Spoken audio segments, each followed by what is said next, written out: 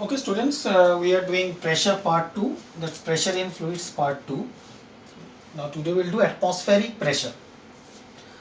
You all have heard about atmospheric pressure, air pressure, low pressure, high pressure, but actually what is atmospheric pressure? It is in fact the pressure exerted by the atmosphere on the earth's surface. That is called atmospheric pressure. The pressure due to the atmosphere on the surface of the earth, that is called atmospheric pressure. And you know pressure means what? Pressure means thrust acting per unit area. So finally we can define atmospheric pressure like that, कि the thrust exerted per unit area on the surface of the earth by the atmosphere is called atmospheric pressure. Okay? Now try to understand. Now if you see, this is, see the earth, and this is the, this is the surface of the earth, and this earth is surrounded by, column of air, and that is called atmosphere. So you can understand this atmosphere that is present has a certain weight, and that is called thrust. And the weight of this air on 1 meter square area of the earth's surface, that is called atmospheric pressure. So per unit area, and approximately it is 10 to the power 5. So 1, 2, 3, 4, 5, this much Newton per meter square. So that means on an area of 1 meter square on the earth's surface, 1 meter square on earth's surface, this much thrust, this much force is exerted. So that is the atmospheric pressure. So this much thrust is exerted on a surface area of 1 meter square. Okay, so that means it is 10 to the power 5 Newton per meter square. But try to understand the average human body surface area. In fact, we say surface area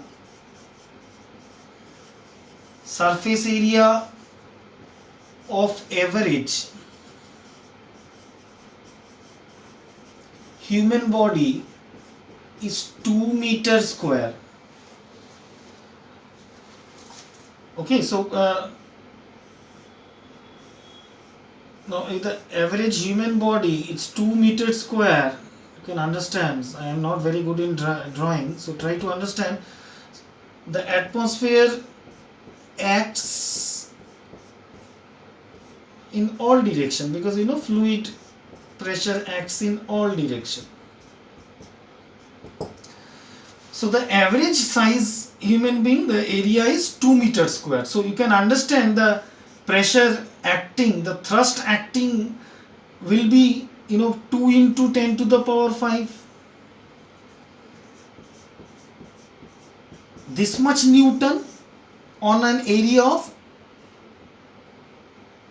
this total thrust acting on this will be this much Newton, because the atmospheric pressure is 10 to the power 5 Newton per meter square. So on an area of 1 meter square, this much thrust is experienced. So that means on an area of 2 meter square, this much thrust will be experienced. Now that's a huge thrust. It can easily crush the body. But we don't feel this pressure. It is due to that blood pressure, inside our body, which acts in this way throughout. And this blood pressure is slightly more than the atmospheric pressure. So the blood pressure is slightly more than the atmospheric pressure, which neutralize, and we don't feel this enormous pressure. But as we go higher up in the altitude, in mountainous region, as we go higher and higher and higher, the atmosphere become less dense, and hence the atmospheric pressure also become less. So you can understand, as we go higher and higher, and especially in hill station and hilly area, the atmospheric pressure becomes weaker, it's lower and lower. But with respect to that, the blood pressure remains the same. And in that case, what happens?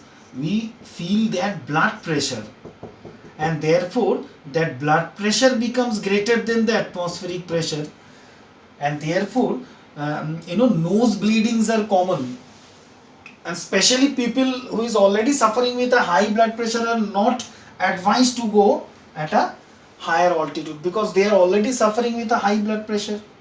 So their blood pressure is already more greater at normal sea level, and as they go higher and higher, the atmospheric pressure becomes more weaker and weaker, and the blood pressure effect is more on the body, and therefore hemorrhage can occur, the blood vessel may burst, and to some common people nose bleeding is very much common. So this is the reason for people suffering with nose bleeding, okay, in higher altitude. Okay, now we can also understand the effect of atmospheric pressure with this tin can experiment. Okay, but before tin can, you have also seen that if you take a plastic bottle, you see plastic bottle, okay, in a plastic bottle, in normal plastic bottle, the bottle is not collapsing because you know why? Because inside there is air, outside also there is air. So the atmospheric pressure acts in this way, okay, in all direction. In a normal empty bottle, okay, it's an empty plastic bottle, but it remains in its own shape, it does not get collapsed. But if you put your mouth here and if you blow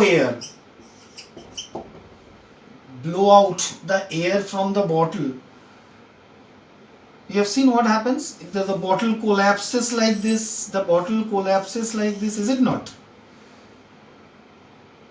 So you can understand why. Now you can understand why the bottle is collapsing.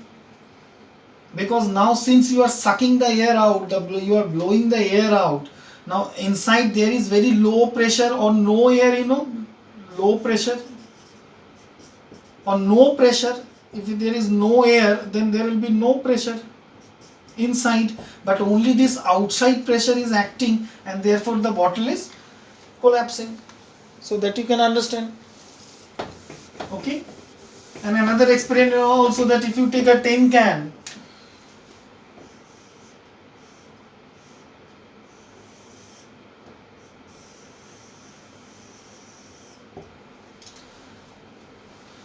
now in this case also the tin can is not collapsing, but if you just pour some water in it and heat it, okay, now before pouring water, what is happening? Before pouring water, same observation, atmospheric pressure inside, outside acting.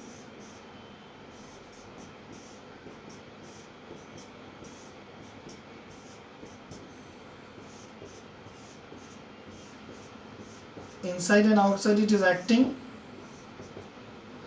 So inside also the atmospheric pressure acting in this way.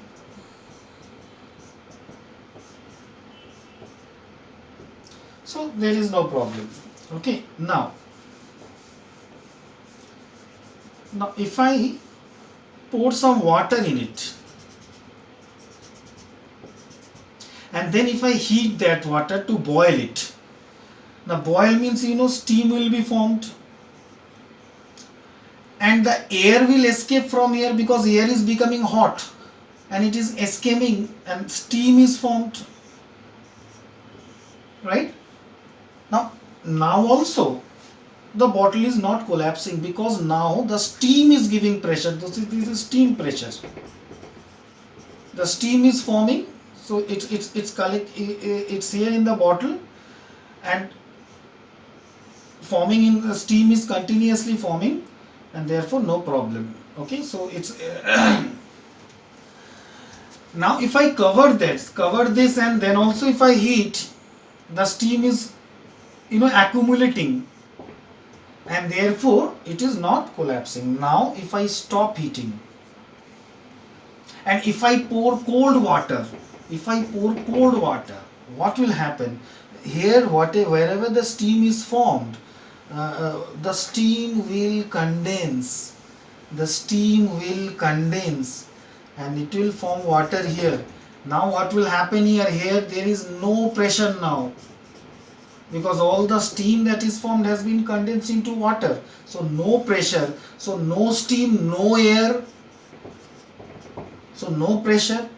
So only outside pressure, the atmospheric pressure is acting, and then we will see at once as soon as we pour cold water, we will see again the steam, the tin can is collapsing. It's collapsing in this way because the outside pressure is greater and inside there is no pressure. So with this experiment we can understand the consequence of atmospheric pressure. Okay, now we will understand some consequence of atmospheric pressure. Now sucking a drink with a straw. You know that when we suck with a straw, the drink automatically comes up and you can drink it. Now why it happens? Now at present, when you don't suck, the liquid does not go by itself. It remains here. You know why? Because inside the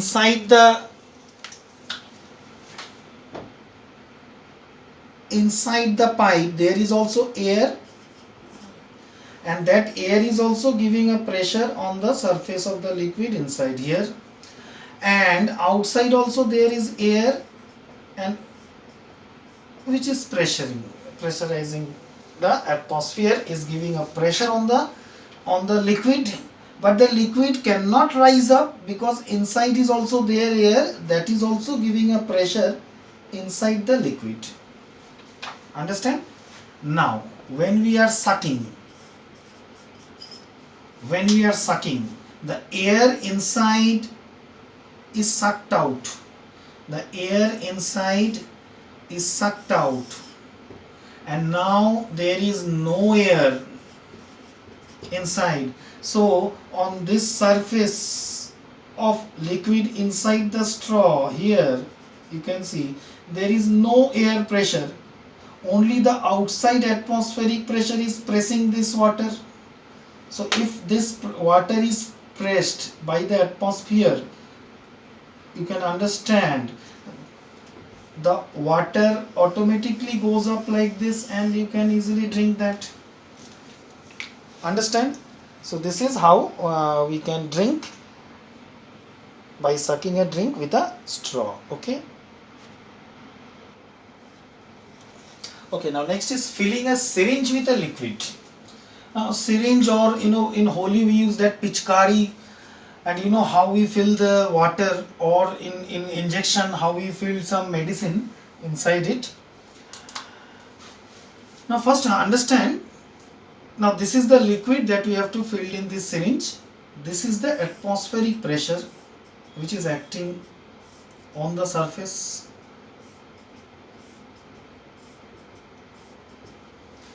And when we want to fill the syringe or pichkari, first of all what we do, we press this plunger totally so that all the air that is present inside it gets out. Okay, so try to understand this first. Okay, this is the empty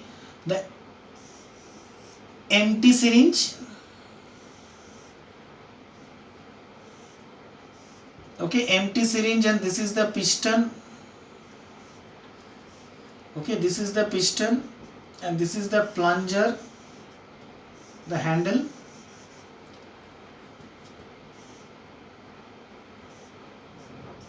Okay, and this is the needle or that. Now try to understand. Now this is an empty syringe. Empty means inside there is air, and now if you put this empty syringe in this way, now the liquid will never get inside, because you can see the position of the piston here. Inside there is air that is also giving a pressure here, right? So inside, since now air is there, so it is giving a pressure in this way, and outside also the pressure is this. That means how can the water goes up now? It can't. So what we do, we take this syringe or pichkari, what we say,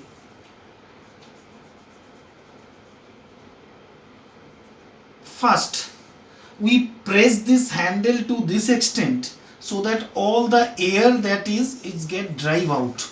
Understand? So just see here, when we press the piston to this extent, okay, so all the air got out. Okay, now if you pull this piston back,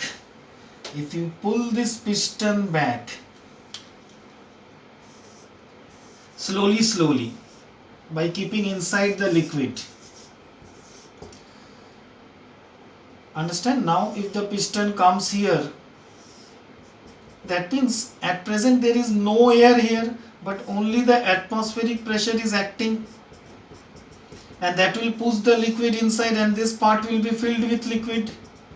And as you go back and back, the liquid will continuously fill up in this way, because inside there is no air now, because it's just pushed, and then you are pushing it back. So now this atmospheric pressure is pushing this liquid and it is going. So as you plug this backward, the liquid automatically goes inside. Okay, so this is how we fill a syringe with a liquid. Okay, now is action of rubber sucker. You have seen rubber sucker, that you will find especially in toys of children. There is a rubber sucker gun, means bullet. You have seen that they stick on the wall. Now suppose this is the wall, and you have seen a rubber sucker this way. Sometimes you will find this, and they get stuck on the wall when you press them. When we press them. Now if you don't press, they will not stick. Why? Now you see, this is the sucker. The sucker looks like this. Okay, this is the sucker. Now if you just touch on the wall, they will not stick. You have to just hit it hard. When we take that toy gun, and in a toy gun you will find this type of bullet, the sucker bullet, and they generally stick on, especially in glass, because they are very smooth surface. Now why they stick on the wall after pressing? Because when we don't press, you are just putting it inside, putting it with contact with the wall, what happens? It falls, because inside there is air, outside also there is air, right? So inside also the air pressure is acting in this direction, and outside is also the atmospheric pressure, the air pressure is acting in this direction. So these two pressure is neutralizing each other, and therefore it does not stick. But try to understand, when suppose this is the sucker, and when we press that sucker, the air inside the sucker gets out. So if I press it, whatever air was present inside, now if I press it hard with the wall, the air comes out. And now what happens? Inside there is vacuum, no air. Outside only there is atmospheric pressure. So now you can understand how it got stuck. So it got stuck in this way. So this is the action of rubber sucker. Okay. Now next we'll see what is siphon system. Now siphon system means a continuous flow of water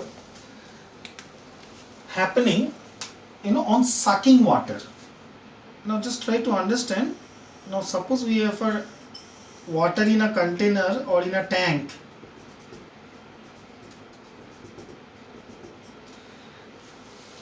and from this tank we want to fill a container or another tank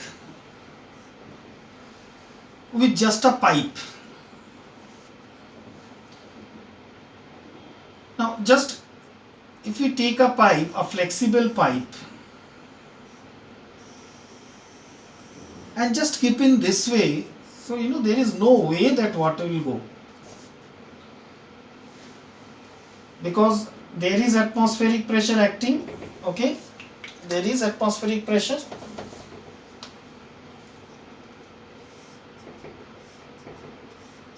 acting, and inside here is also air inside the pipe, and there is also atmospheric pressure acting. So this atmosphere is also pressing the water, and this is also pressing, so there is no way that water can go out. But you can understand, if you suck from here, if you just take the pipe and suck it and suck the air gets out, and now there is no air, means no pressure, but this atmospheric pressure is acting and it is pressing the water, and since it is pressing the water and inside there is no air, the water gets pushed, and continuously the atmospheric pressure will keep on acting and acting and acting. The layer of water from here although will go down and down, the pipe should be inserted little deep, and it will go down and down and down, and the water will continuously flow from here to here, okay, here to here, and this tank will be filled. So this is called siphon system. Okay, so it's very important. So there are some other examples also in your book. All are similar example you can find. In every case we have seen here also, that's no pressure, high pressure, the atmospheric pressure pushing, and liquid is going. So in every case you have a similar reason. Okay, so you should go through them from your textbook.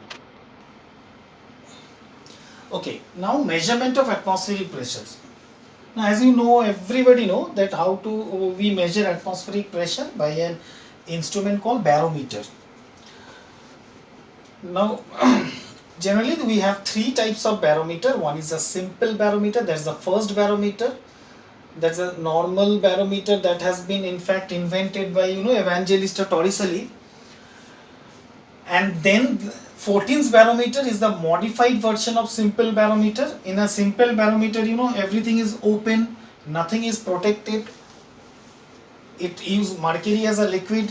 The mercury surface is open, it's not protected. But in 14th barometer, everything is covered and protected. So that's 14 barometer. It's a modified version of simple barometer. And then we have aneroid barometer. Aneroid barometer, the advantage is that we don't use any liquid. It is very much portable, can be very easily, you can port from one place to another place. But this barometer is in fact not in physics syllabus in ICSE. So you don't have to go through in description, especially 14th and aneroid barometer, that we do in geography. But here, just for your knowledge, I am just explaining something about simple barometer, although it is not in your ICSE syllabus. I am repeating, it's not. You can just go through the scope of syllabus of the book and you will find whatever that is given in the book, in the scope of syllabus, only that part will come in the ICSE. So this part is not mentioned in the ICSE syllabus, especially in the reduced ICSE syllabus, this is not mentioned. But still we'll do something about simple barometer so that you can have some knowledge about it. Now what Torricelli has done, how he has made this simple barometer. First he has taken a trough, a container, and it is filled with mercury. Okay, it's filled with mercury, means like this. And now after that he has taken a test tube, a long test tube, preferably 1 meter long preferably, and he has filled that test tube with mercury. Okay, full of mercury.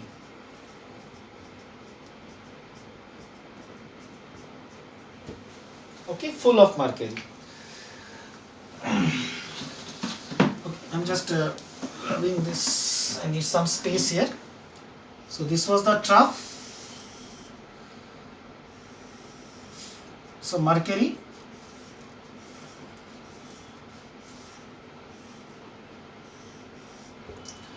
and then he has taken a test tube, a long test tube that's more or less 1 meter long,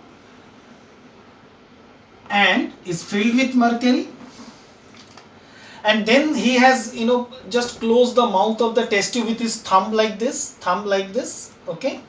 So with his thumb, and then he inverted the test tube and then dip it inside this mercury trough. Now try to understand. Now before dipping this, you see here atmospheric pressure is already acting on this surface of the mercury, and then what he has done, I told you, he has just covered the mouth of the test tube with his thumb, inverted the test tube, and then dipped inside this mercury column. So you can understand it looks like this. Okay, just making it more good.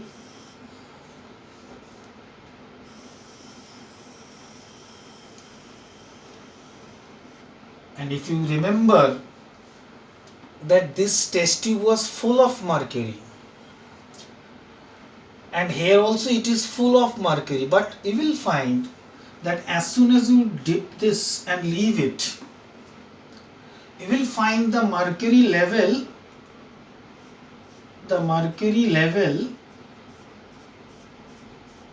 which was initially full, after dipping the level will fall slightly. The level of the mercury will fall slightly, slowly it is falling and falling and falling, and the level of the mercury level is going, it's rising up, okay, because the mercury is going out, and you will find the mercury level will stop at a certain level. It will stop and it will balance. Now if the weather is normal and if the atmospheric pressure is normal at sea level, then we will see that this mercury level stops at 76 centimeter of the height of the test tube. So this height is 76 centimeters, and therefore we say this is as the barometric height. The normal barometric height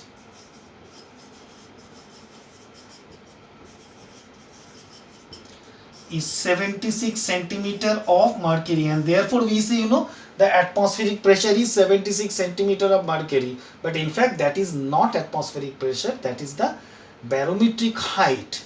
We say 76 centimeter of mercury, but the unit of pressure is not centimeter, unit of pressure is Newton per meter square or Pascal, and the normal atmospheric pressure is this 10 to the power 5 Newton per meter square or Pascal. So this is the pressure, and this is the barometric height. Why we say? Because if the pressure outside is normal, it can hold only 76 centimeter of mercury, because if you remember I told you this part was also full of mercury, but as soon as you dip this test tube inside this, the outside atmospheric pressure which is acting on the surface could not hold that amount of mercury, and therefore that means what, the inside pressure is more and the outside pressure was less, and therefore the mercury was getting out slowly and slowly and slowly. But as soon as the mercury level reaches to this 76 centimeter, the level stops there. That means what, now the pressure inside and this pressure outside is balancing. So that means this is the normal barometric height.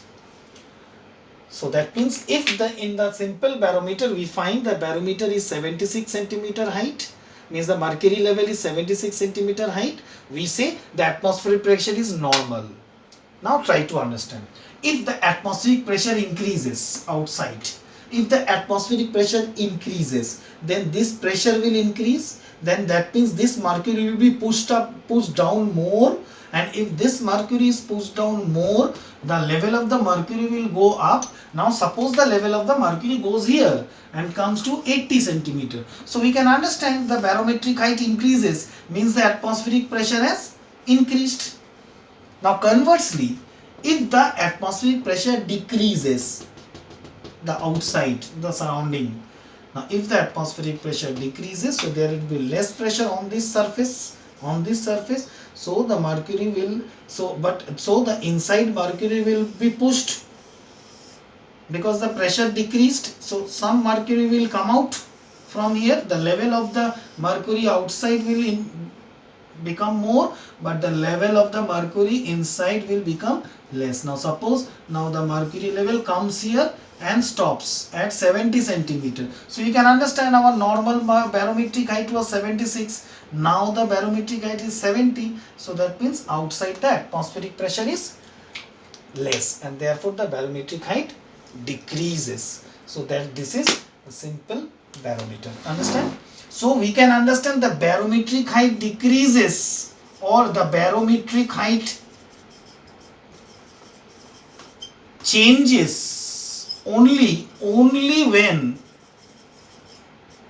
the atmospheric pressure is changed. Pressure changes. There is no other reason of changing or change of barometric height. Now try to understand. Now if you take a thicker test tube or a thinner test tube, then also the barometric height will remain same. So the barometric, now if you take a thicker test tube, okay, then also we will find normally the atmospheric pressure remains same, 76 centimeter in this case also, 76 centimeter in this case also. If you take a thinner test tube, then also the barometric height will remain same. So the barometric height never changes. It does not depends upon the area of the test tube, does not depend upon the thickness of the test tube, you know. So, and even if you tilt the test tube, now you have seen this is the normal barometric height 76 centimeters. So this is the normal barometric height. Now if you tilt the test tube, now suppose if you tilt the test tube in this way, okay, then also the barometric height, the mercury level remains here only. So then also the barometric height remains 76. That means this height is made. Now if you tilt in this way also, then also the barometric height remains same. So the barometric height never changes in any other cases, in any other condition. It can only change if the pressure, atmospheric pressure changes. So that is a simple barometer. Okay, and as I have told you, 14th barometer, annual barometer is not necessary. But you see, this barometer have certain disadvantages. It is open, so there is a chance that lot of impurities can get mixed, and therefore it affects the atmospheric pressure. So in 14th barometer, this system is covered. Okay, and one more thing I have not told you. Again, if you see, this is the barometer, and this is the barometric height. This is mercury, this is 76 centimeter, and here it is vacuum. Okay, for if the barometer is proper, means no fault, then there is no air, nothing else, because you remember it was full of mercury and the mercury pushed down up to this level to 76 centimeters. So there is no vacuum, no air inside. So this is called Torricellian vacuum. Okay, Torricellian vacuums. Okay, so this is a proper barometer.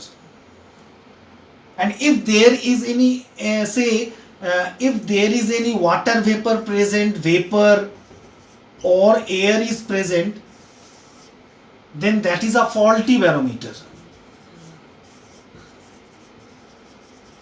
So there should not be any air or atmosphere present, because you can understand, if any air or atmosphere is present, then that will affect the barometric height. That will give a pressure in this level also, so the level will be less. Although the outside is of 76 centimeter, but it is showing less than that because inside there is some air inside it. So if for in a proper barometer there should not be anything, it should be a vacuum.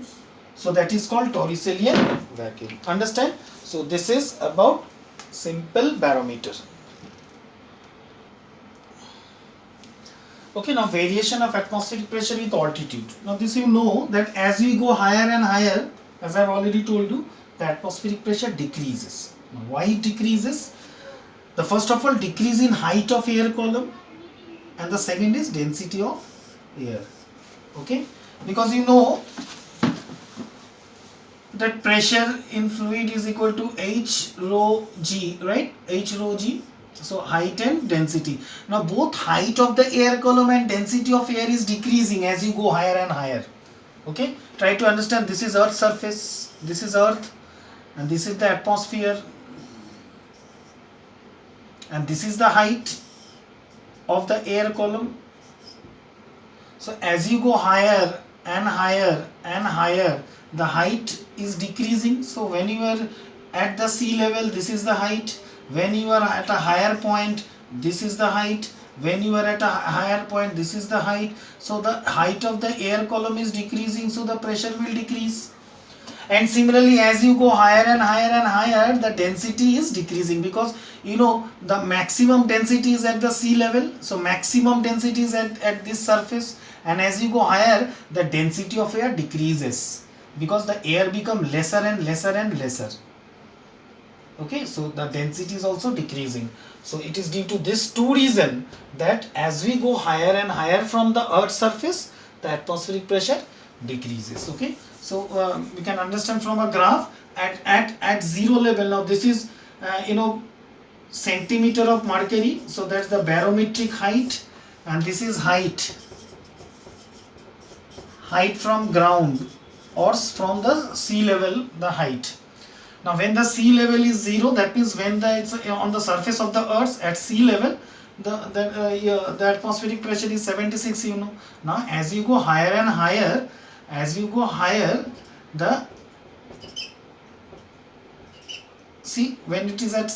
you are higher at a 6 feet or 12 feet or this 24 feet, so as you are going higher and higher, the atmospheric pressure decreases. So you will get this type of hyperbolic graph. So that's hyperbolic graph. Okay, so so you can understand, this is centimeter of mercury and this is height, and this is height. In fact, this height is in kilometer. So when you are at a zero, means sea level, the atmospheric pressure is normal.